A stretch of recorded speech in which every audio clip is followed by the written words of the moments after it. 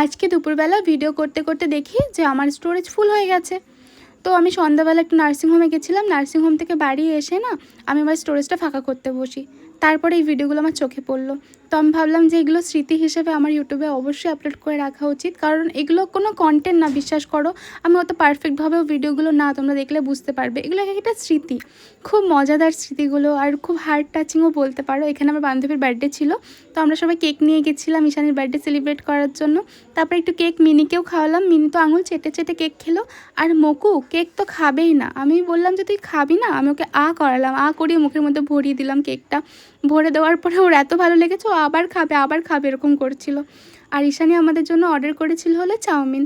এখানে আমি চাউমিনটাকে সার্ভ করেছিলাম সবার জন্য। তারপরে সবাই বসে বসে একসাথে গসিপ করছিলাম আর খাচ্ছিলাম। আর আমরা যা নোংরা মানে জঘন্য গসিপ করছিলাম, বিশ্বাস করো। আমি যদি তোমাদের কাছে এই গসিপগুলো শেয়ার করি, তোমরা আমাদের মানবে না। আর যারা মানুষ বলে বিশ্বাস করবে না, যারা এত নোংরা কথাবার্তা বলছে। আর আমাদের বাড়ির লোকও বাড়ি থেকে বের করে দেবে, বলবে এরা কারা যে এত জঘন্য কথাবার্তা বলে। বান্ধবীরা থাকলে যা হয়, ভীষণ উল্টো পাল্টা ডিসকাশন হচ্ছিল, নোংরা।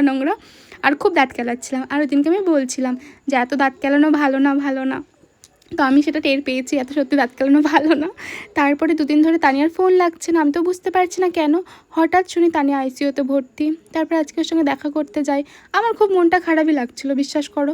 কিন্তু ও এত স্ট্রং একটা মেয়ে, আমাকে এত হেসে হেসে ওয়েলকাম করছে আইসিইউতে। ভাবো, ও যেন খুব তাড়াতাড়ি ঠিক হয়ে যায়। আর খুব স্ট্রং একটা মেয়ে। আর তোমরা দেখো ও কত হ্যাপি।